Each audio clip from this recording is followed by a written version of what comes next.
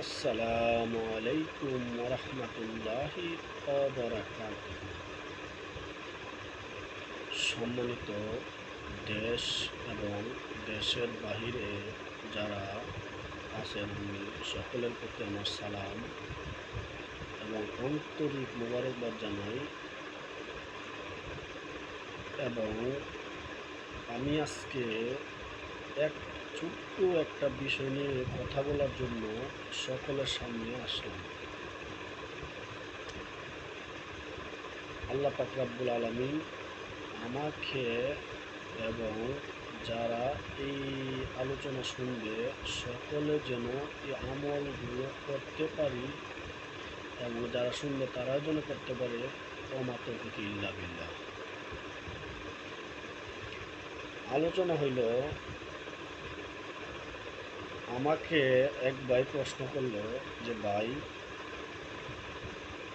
মুর্দা ব্যক্তিকে সামনে নিয়ে দোয়া করলে আপনারা সমস্যা কী? আমি বললাম যে ভাই, আমি কোনো বড় আলেম না এবং বড় মুফতিও না, মুহাদ্দিসও না। আমাকে আপনি আলেম হয়ে প্রশ্ন কেন করলেন? আমি একজন সাধারণ মানুষ। দাওয়াতে তাবলিগের কাজের উসিলা আল্লাহ পাক রব্বুল আলামিন যতটুকুই আমাকে জ্ঞান দান করছেন, আমি ততটুক দ্বারাই চলতে চাই। এবং আমি যতটুকু জ্ঞান আল্লাহ পাক রব্বুল আলামিন দিয়েছেন, আল্লাহ পাক রব্বুল আলামিন বলছেন যে তুমি যদি একটা হরফও শিখে থাকো, ওই হরফটা উম্মতি মুহাম্মদের কাছে তুমি পৌঁছাবে। সুবহানাল্লাহ। কথাটা হইল, আল্লাহ রাসূল সাল্লাল্লাহু আলাইহি সাল্লাম বলছেন যে 3 কাজে বিলম্ব করিও না। এক নম্বর হইল, মসজিদে যখন ফরজ নামাজ যখন জামাত আরম্ভ হয়ে তাড়াতাড়ি তোমরা জামাতে অংশগ্রহণ করো। কিন্তু আমরা কি করি ভাই? আমরা এদিকে আমাদের কোনো ভূক্ষেপই নাই। দ্বিতীয়, আল্লাহ রাসূল সাল্লাল্লাহু আলাইহি সাল্লাম বলছেন যে জানাজা যখন তৈয়ার হবে তাড়াতাড়ি তোমরা জানাজা পড়ে ফেলো। এবং প্রাপ্ত বয়স্ক যদি মেয়ে থাকে তাকে বিবাহের ব্যবস্থা করো। সুবহানাল্লাহ।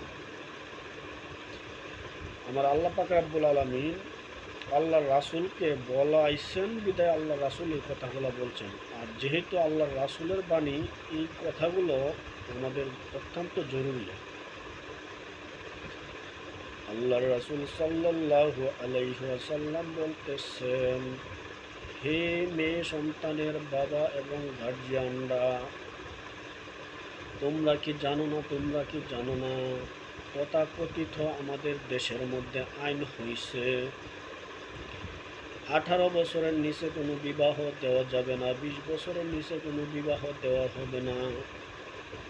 আমি বলবো, রে ভাই, না না না, আল্লাহ এবং আল্লাহর রাসূল সাল্লাল্লাহু আলাইহি ওয়াসাল্লাম বলতেছেন, আপনার মেয়ে, আপনার বোন, আপনার ভাগ্নি, আপনার যাই কিছু লাগুক, আপনার ঘরে যখন একটা নারী যখন জন্ম হবে, একটা মেয়ে যখন জন্ম হবে, ওই মেয়েকে যখন আপনার আল্লাহ পাক রব্বুল আলামিন তাদেরকে একটা শরীরের গঠন দিয়েছেন, আপনার মা, আমার মা, আপনার বোন, আমার বোন, সকলেরই জানা।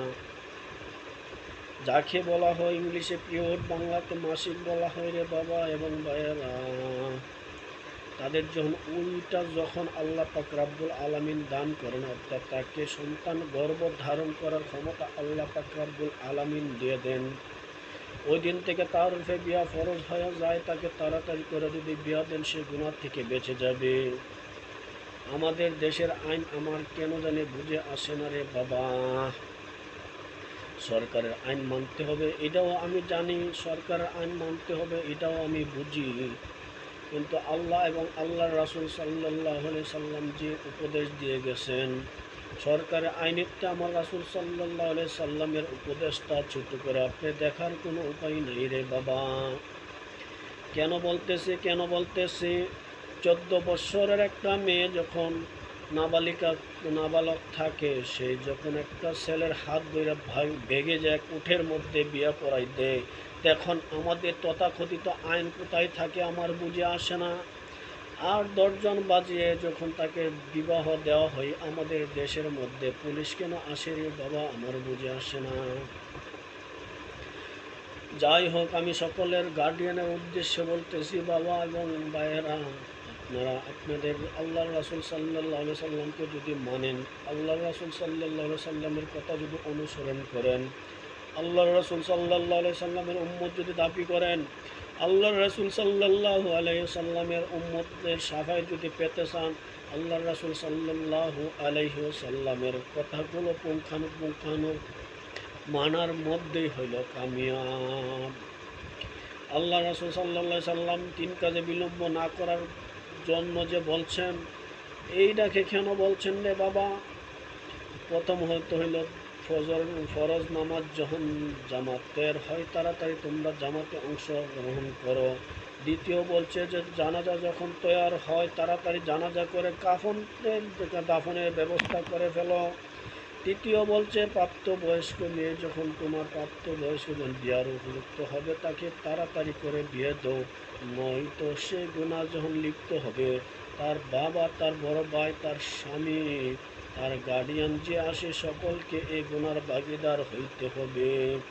আমার আল্লাহ রাসূল, আমাদের আল্লাহ রাসূল সাল্লাল্লাহু আলাইহি ওয়াসাল্লাম কোনোদিন অযথা কথা বলে নাই, কোনোদিন বেহুদা কথা বলে নাই, আল্লাহর হুকুম ছাড়া একটা কথা বলে নাই। আমার যে ভাই প্রশ্ন করছে আমাকে যে ভাই তোমরা জানাজার পরে দোয়া করো না কেন? আমরা বলছি রে বাবা, না না না, আল্লাহর রাসূল সাল্লাল্লাহু আলাইহি সাল্লাম দোয়া, জানাজার পরে কোনো দোয়া নাই। জানাজার মধ্যে দোয়া আল্লাহ রাসূল সাল্লাল্লাহু আলাইহি সাল্লাম আমাদেরকে শিক্ষা দিয়েছেন। জানাজা যখন তোমার আরম্ভ হবে, জানাজাকে তাড়াতাড়ি করে জানাজা দাও, জানাজা দিয়ে তোমরা তাড়াতাড়ি করে দাফন করো। দাফন শেষ করার পরে তোমরা কিছু দূরত্ব যে ওই মুর্দারের জন্য তোমরা প্রয়োজন সারে দিন রাতে দোয়া করো, এখানে কোনো নিষেধ করা হয় নাই। অনেকে আমরা জানি না যে জানাজার দোয়া কোনটা। আল্লাহ রাসূল সাল্লাল্লাহু আলাইহি সাল্লাম আমাদেরকে দোয়াটা শিখাই দিয়েছেন, আল্লাহুম্মা গফির লি হাইনা ওয়া মাইতিনা ওয়া শাহিদিনা ওয়া গায়বিনা ওয়া সাগিরিনা ওয়া কাবিরিনা ওয়া যাকারিনা ওয়া উনসানা, আল্লাহুম্মা মান আহইয়াতাহু মিন্না ফাআইহি ইসলাম ওয়া মান তাওফাইতাহু মিন্না ফাতাওয়াফাহু আলাল ঈমান। আল্লাহুম্মা গফির লি হাইনা, আল্লাহ পাক রব্বুল আলামিন জিন্দা মুর্দা আনেওয়ালা জানেওয়ালা যত সমস্ত মখলুক আছে সকলের জন্য জানাজার মধ্যে দোয়া করে শিখাই দিয়ে গেছেন। এই দোয়া আমরা অনেকেই জানি না, তার জন্য আমরা মনে করি জানাজার পরে যদি হাত উঠায় দোয়া করি রে বাবা এইটাই দোয়া বলে। না না না, এটা তো দোয়া না। মূলত দোয়া হইল জানাজা। আমি জানাজার পরে দ্রুত গতিতে আল্লাহ রাসূল সাল্লাল্লাহু আলাইহি সাল্লামের কথা অনুযায়ী যখন আমি দাফন করব, এটার মধ্যেই আমাদের কামিয়াবি হয়ে যাবে। সুবহানাল্লাহ।